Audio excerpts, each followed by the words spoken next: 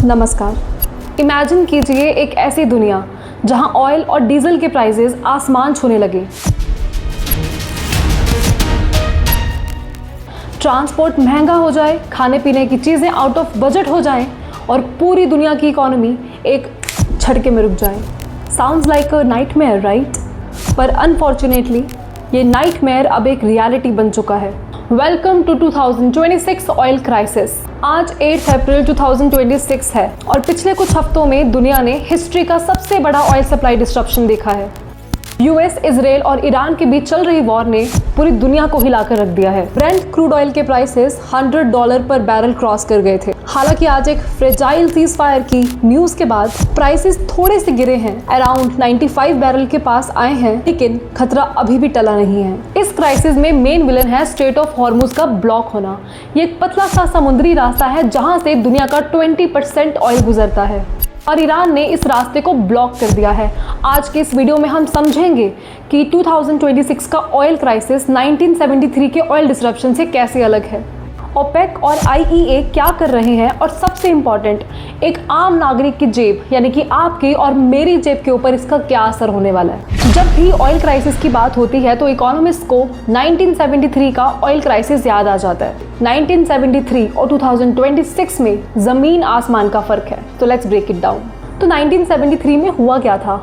1973 में अरब देशों ने मिलकर वेस्टर्न कंट्रीज स्पेशली यूएस के अगेंस्ट पॉलिटिकल एम्बार्गो लगाया था, क्योंकि यूएस इजराइल को सपोर्ट कर रहा था। उस वक्त अरब देशों ने मिलकर ऑयल सप्लाई रोक दी, जिससे दुनिया की 7% ऑयल सप्लाई रुक गई थी, जिसकी वजह से यूएस और यूके में गैस के लिए और ऑयल के लिए लंबी लाइंस लगी थी, जिसकी वजह से स्टैगफ्लेशन आया था, यानी कि महंगाई ज़्यादा और ग्रोथ कम।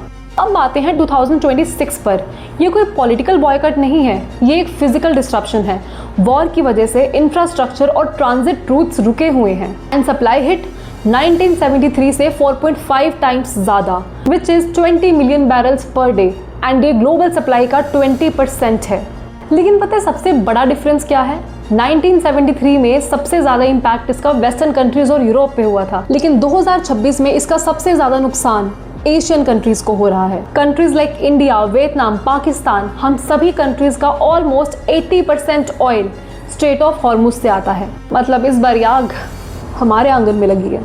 अब इस पूरे केओस में दो बड़े प्लेयर्स हैं जो पूरे मार्केट को कंट्रोल करने की कोशिश कर रहे हैं, जो है आईईए एंड ओपेक। आपने न्यूज़ में इनका नाम बहुत सुना होगा, पर ये आखिर है क्या? पहले बात करते हैं ओपेक की, organization of petroleum exporting countries. ये उन देशों का ग्रुप है जो पेट्रोलियम प्रोड्यूस और एक्सपोर्ट करते हैं, जैसे Saudi Arabia, UAE and Iraq. इनका मेन काम है कि ऑयल की सप्लाई को कंट्रोल करके प्राइसेस को अपने हिसाब से मेंटेन रखना। अब लेटेस्ट न्यूज़ ये है कि ओपेक प्लस कंट्रीज ने मिटिंग की और डिसाइड किया कि वो मई 2026 से ऑयल की प्रोडक्शन थोड़ी सी बढ़ाएंगे, around 206,000 barrels per day, which is रफली 206,000। उन्होंने ये भी हिंट दिया कि अगर सिचुएशन ठीक रही तो वो 1.65 मिलियन बैरल्स पर डे तक वापस लेके आ पाएंगे, लेकिन ये अभी भी बहुत कम है as compared to 20 million barrels per day जो मार्केट से गायब हैं। इनका मेन आइडिया सप्लाई को थोड़ा सा बढ़ाकर प्राइसेस को मेंटेन करने का है। दूसरी तरफ है IEA, which is international energy agency. ये 1974 में बनी थी, ठीक 1973 के क्राइसिस के बाद। इसका मेन काम एनर्जी सिक्योरिटी इंश्योर करना है। आईईए का करंट स्टैंड अभी के लिए तो बहुत एग्रेसिव है। उन्होंने हिस्ट्री का सबसे बड़ा इमरजेंसी स्टेप लिया है, अपने स्ट्रेटेजिक रिजर्व्स में से 400 मिलियन बैरल्स को रिलीज करने का डिसीजन। इसके अलावा आईईए लोगों से अपील कर रहा है कि वो वर्क फ्रॉम होम करें, ट्रैवल कम करें, जिससे ऑयल की डिमांड कम हो। बस एक क्लासिक डिमांड और सप्लाई का खेल चल रहा है। अब आते हैं सबसे इम्पोर्टेंट क्वेश्चन पर कि इस चीज़ का आपकी और मेरी पॉकेट के ऊपर कैसे असर पड़ रहा है। इंडिया दुनिया का 3rd लार्जेस्ट ऑयल कंज्यूमर है और हम अपना 85% ऑयल इंपोर्ट करते हैं। जब ग्लोबल मार्केट में ऑयल महंगा होता है तो इंडिया को ट्रिपल शॉक लगता है, करेंसी गिरती है, स्टॉक मार्केट क्रैश होता है और ग्रोथ स्लो हो जाती है। आरबीआई ने ऑलरेडी वार्निंग दे दी है कि इंडिया की हाई ग्रोथ लो इन्फ्लेशन वाली स्टोरी खतरे में है। अगर ऑयल प्राइसेस ऐसे ही हाई रहे तो हमारा इंपोर्ट बिल बढ़ेगा और करंट अकाउंट डेफिसिट वाइडन होगा। लेकिन आप सोच रहे होंगे कि पेट्रोल पंप के ऊपर इंडिया में आज भी प्राइसेस 94 से 100 रुपीज़ के बीच में ही हैं, तो क्राइसिस है कहाँ? तो यहाँ आता है गवर्नमेंट का रोल। देखिए, प्राइवेट रिटेलर्स जैसे शेल, उन्होंने तो अपने प्राइसेस बढ़ा दिए हैं। पेट्रोल के प्राइसेस 7 रुपए 40 पैसे और डीजल के प्राइसेस 25 रुपए 1 पैसे तक बढ़ चुके हैं। लेकिन गवर्नमेंट आउटलेट्स के ऊपर प्राइसेस अभी भी स्टेबल हैं, क्योंकि 27 मार्च को गवर्नमेंट ने पेट्रोल के ऊपर एक्साइज ड्यूटी 10 रुपए पर लीटर तक कम कर दी थी। गवर्नमेंट एक ह्यूज हिट ले रही है अपने टैक्स रेवेन्यू पर, ताकि आम जनता पर डायरेक्ट बर्डन ना पड़े। इलेक्शंस और पब्लिक सेंटिमेंट्स को देखते हुए सरकार भी शॉक एब्जॉर्ब कर रही है।